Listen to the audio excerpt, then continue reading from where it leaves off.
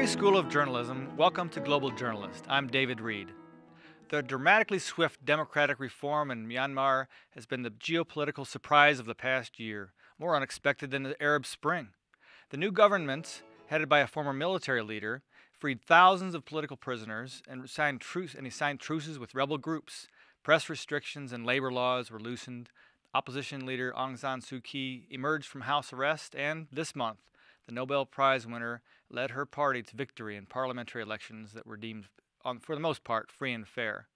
Here's an excerpt from Voice of America's coverage. Aung San Suu Kyi's supporters celebrated at her National League for Democracy headquarters after the party announced she won. Lawyer Lwin says she believes the woman known affectionately as the Lady will make life better in Burma when she enters parliament. I believe she will do the best things for the people.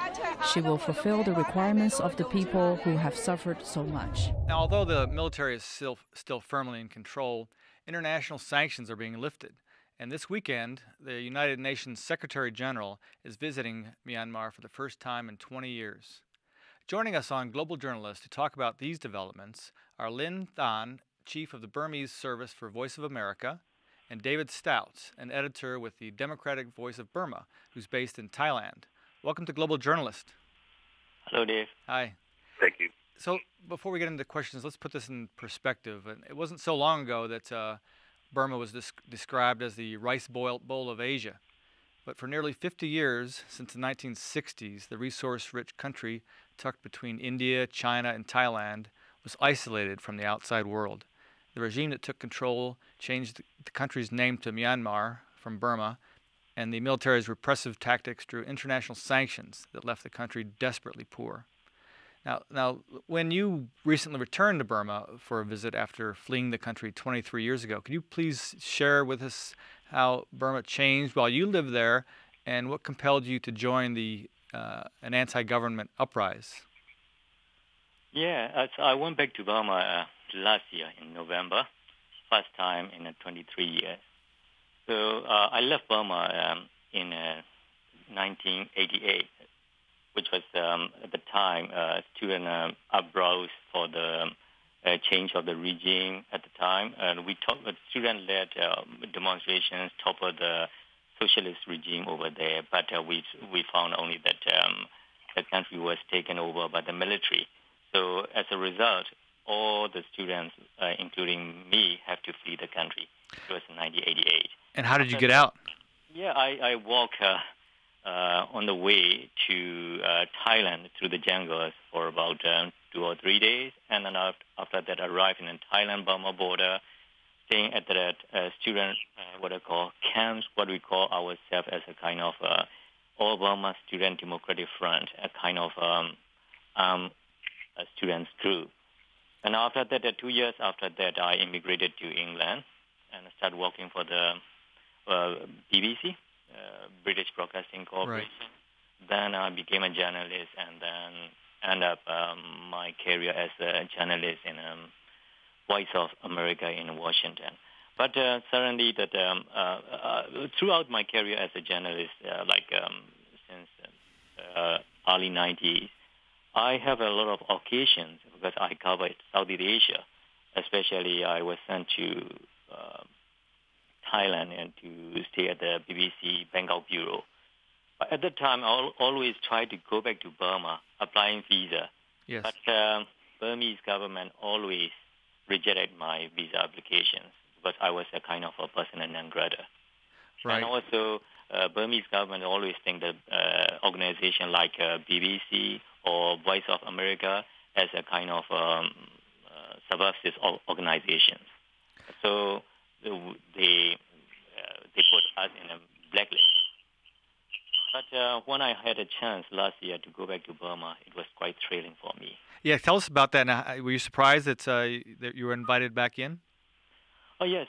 Actually, last roughly about August in last year, Burmese, you will be surprised, Burmese government newspapers are carrying the advertisement or whatever the promos in a newspaper saying that the BBC is liar, VOA is the enemy of the country or something like that. But suddenly, in November, they allowed one of my journalists, VOA journalists, to go into Burma to cover the first visit of the U.S.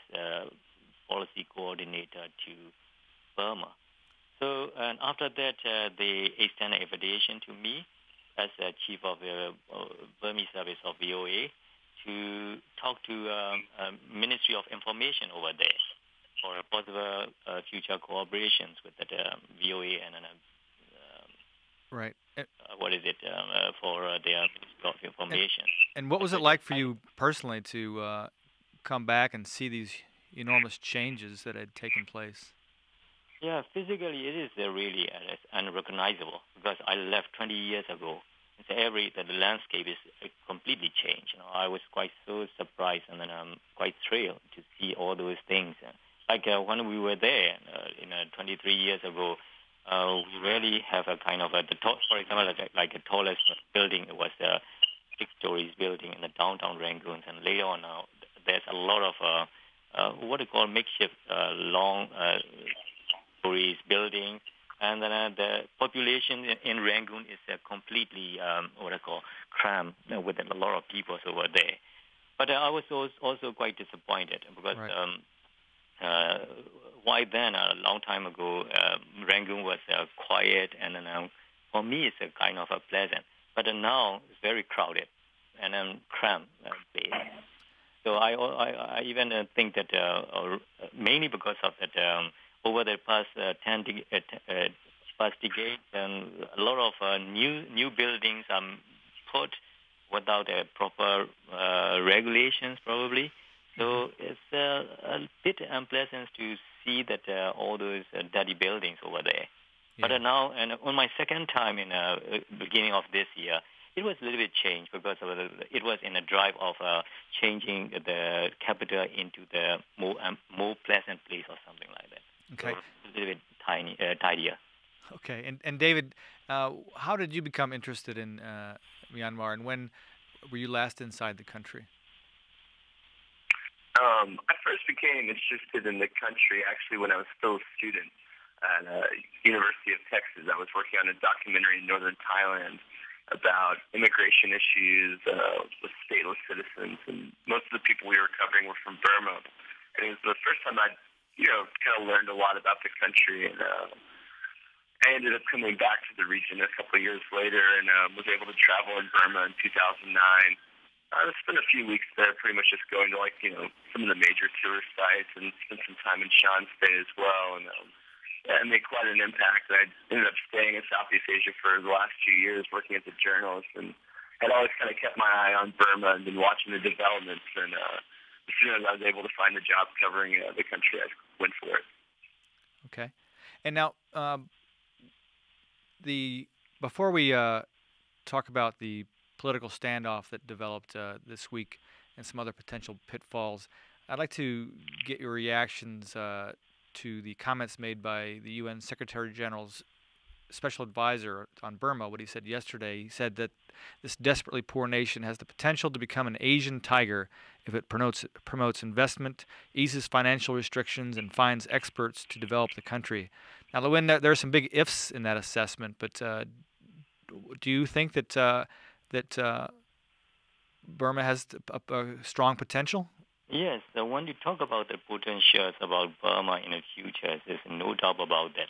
Because we proudly say that Burma was a kind of rice bowl of the Southeast Asia or the war in the 1960s, but only because of the mismanagement of the economies and the governance and poor governance. The country became the poorest country in the war. Anyway, there's no doubt about that. What happened? We saw it. But again, talking about the potentiality and then the situations, we need to be a little bit of careful now. But Burma is under the kind of a military dictators for decades and decades. And after that, all the dictators enrich themselves, and then all the cronies are controlling everything inside in the country. So when the outside world rush and into Burma and do business with those cronies. And we have to think about who will benefit from that. Do we actually see the kind of trickle-down effect to the people soon or later? We don't know. So the word is caution. That's all. Right. Speaking of caution, let's talk about the first public confrontation between the government and the newly elected lawmakers. Suu Kyi and the 42 other members of the National League for Democracy boycotted the parliament's opening session on Monday. David, how significant is this dispute regarding this constitutional oath of office? I mean, it'll only be as significant as long as it lasts. A lot of people are surprised by it. I think a lot of people are somewhat upset by it as well.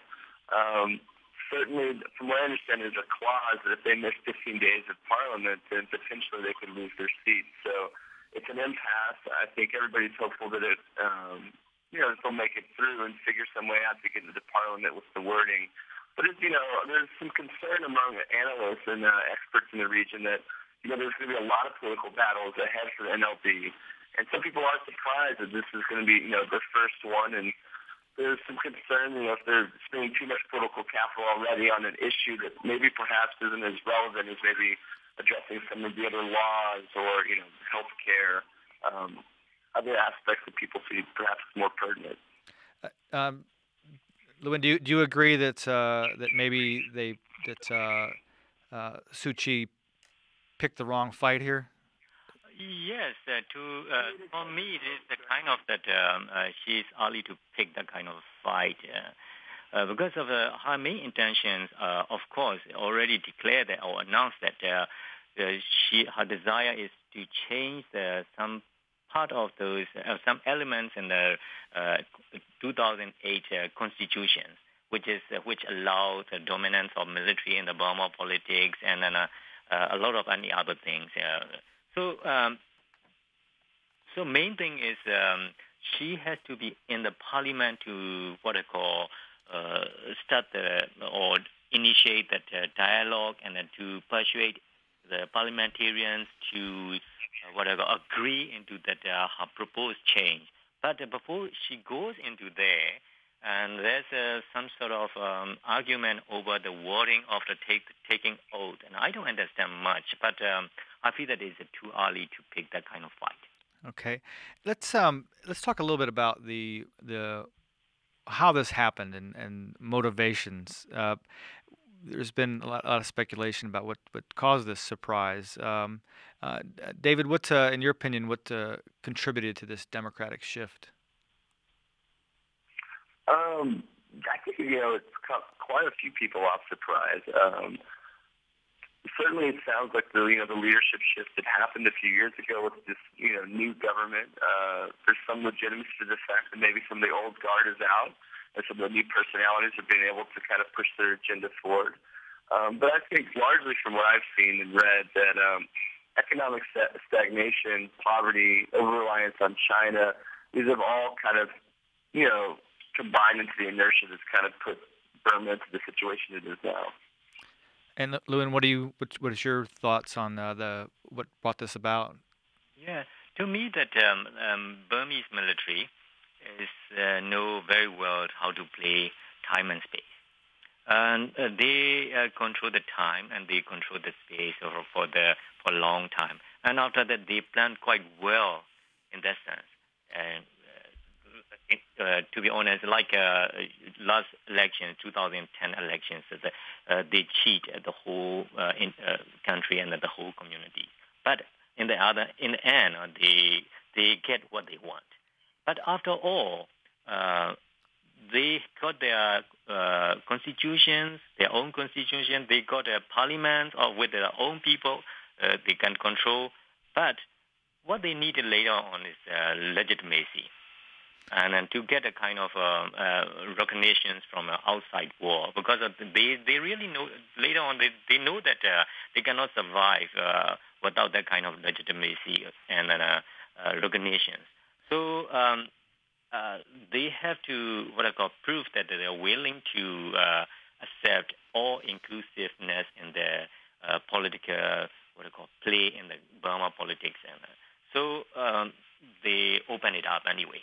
Right. Knowing that there will be at least initially for the next 2 years, Aung San Suu Kyi party will, of course, if they can control maximums of for example now it's only 43 seats out of both house in that sense, altogether 1,300 seats. So out of 1,300 seats, combinations of all upper and lower house and all those divisions of parliament. So Aung San Suu Kyi party NLD control only 43 seats. What can they do? Much. They know that they calculate it. It is a kind of a calculated or calibrated.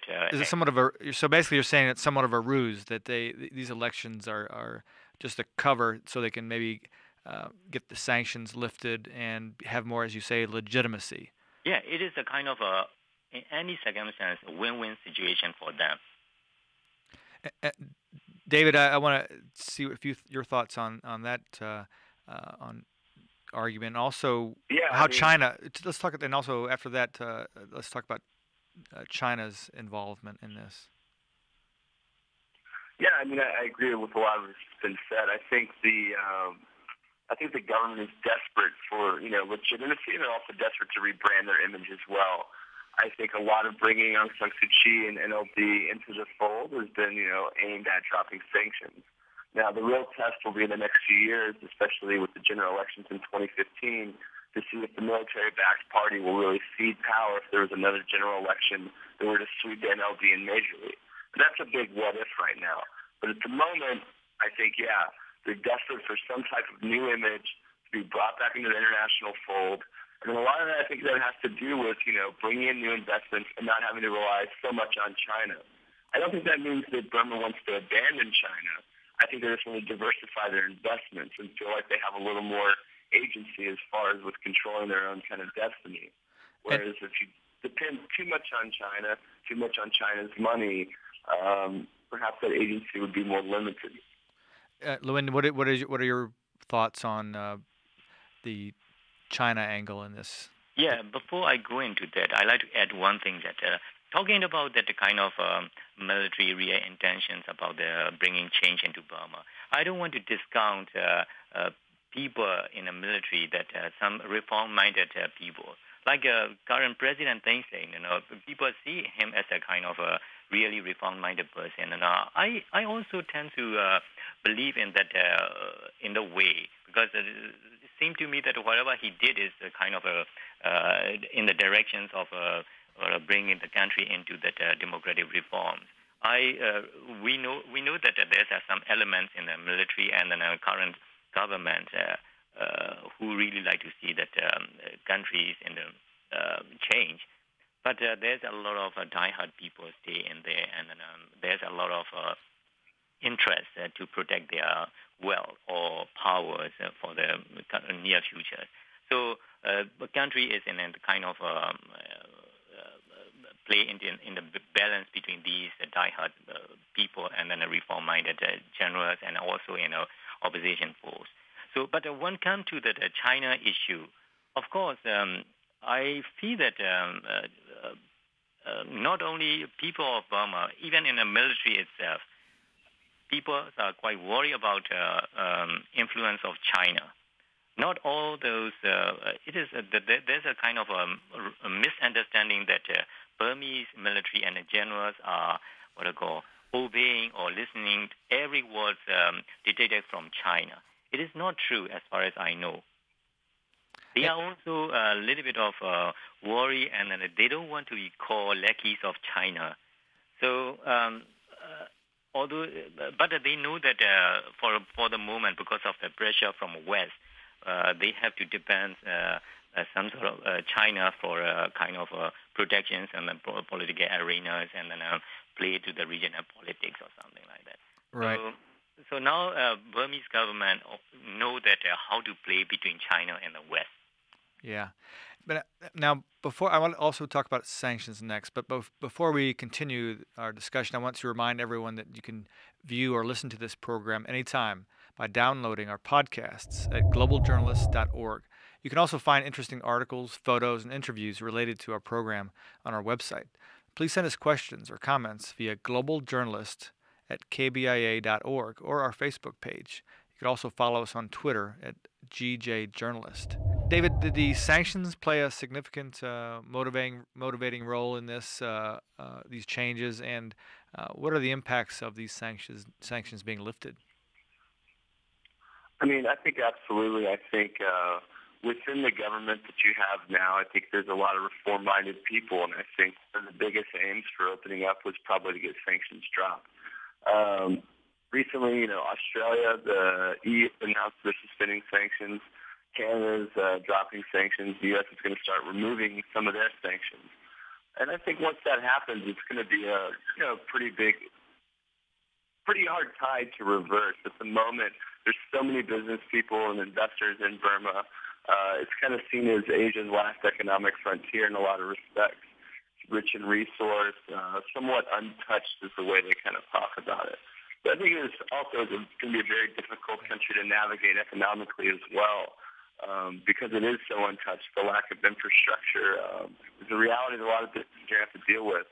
Okay. I think the real, question and the real issue is going to be to make sure that, Burma doesn't end up like Cambodia, where you have a lot of money that comes in. It only really, helps out a very small number of society, and then, everybody else is kind of left behind. And that's where the new government really, has a lot of responsibility in making sure it's done in a way that, benefits all Burmese.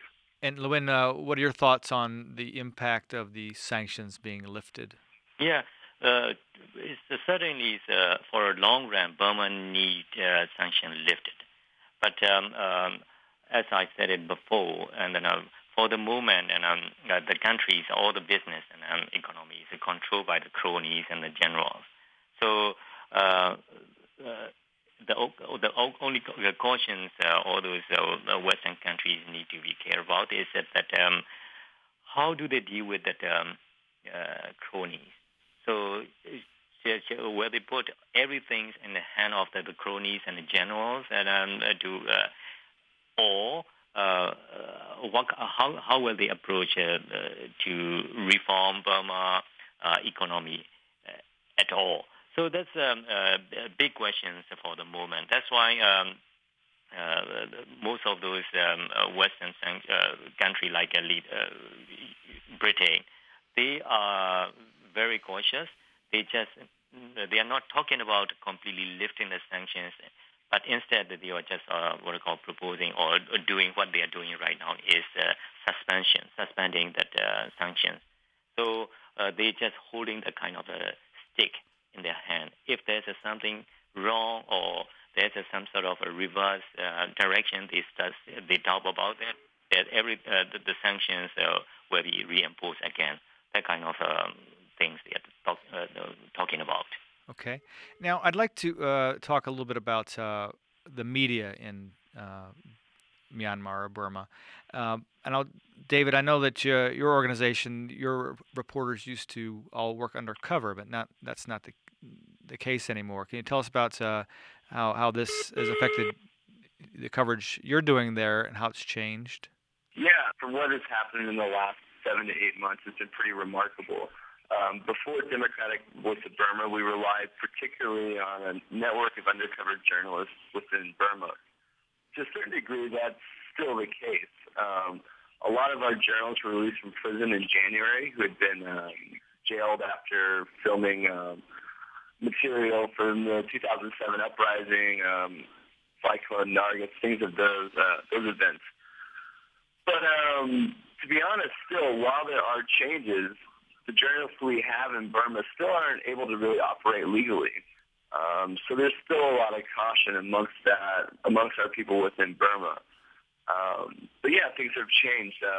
Our editors have been invited back. At the moment, we have credited journalists who have been given visas that are operating, that are working in the parliament now, filming. So yeah, there's more agency, there's more openness, but to a certain degree, there's no guarantees either. There's no rule of law in Burma. So things of like slander, publishing, there's a lot of things that need to be worked out for the media to feel truly protected. So while people maybe aren't being as persecuted as vigorously as they were in the past, there's no real protections to say that won't happen again.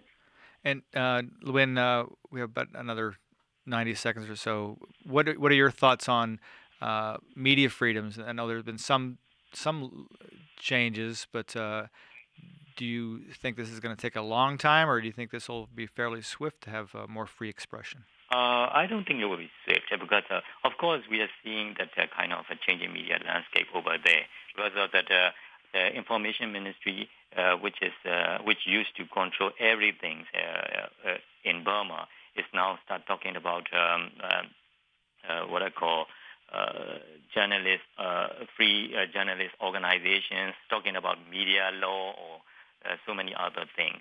But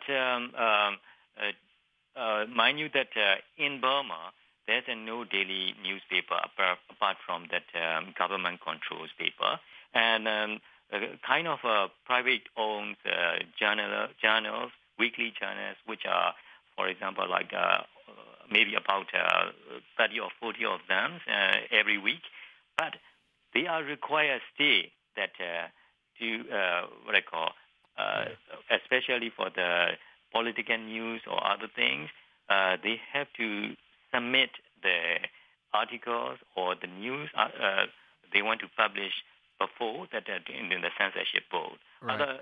They have to get approval first. Okay. So that kind of a control still exists over there. Well, and now it's been fascinating, but we've come to the end of this week's edition of Global Journalist, produced by the Reynolds Journalism Institute and the Missouri School of Journalism. Joining us today was Lwin Htun of VOA's Burmese service and David Stout, an editor with the Democratic Voice of Burma, who's based in Thailand. Global Journalist is directed by Travis McMillan, audio by Pat Akers. Raymond Tungakar is our executive producer. Donovan Ferguson was our lead producer. Now stay with us for a free press watch and join us again next week for another Global Journalist. I'm David Reed. And now, Free Press Watch, a segment on Global Journalist where each week we bring you a rundown of major events affecting press freedom around the world. I'm Lainie Mullen. Today's news comes from the Committee to Protect Journalists, DAWN, the International Press Institute, and Reporters Without Borders. State forces in Syria continue to kill locals brave enough to report on the troubles in Homs and Damascus in spite of a ceasefire. A citizen photojournalist was executed after being held for questioning last week, and at least 3 other citizen journalists were killed in the past 2 weeks.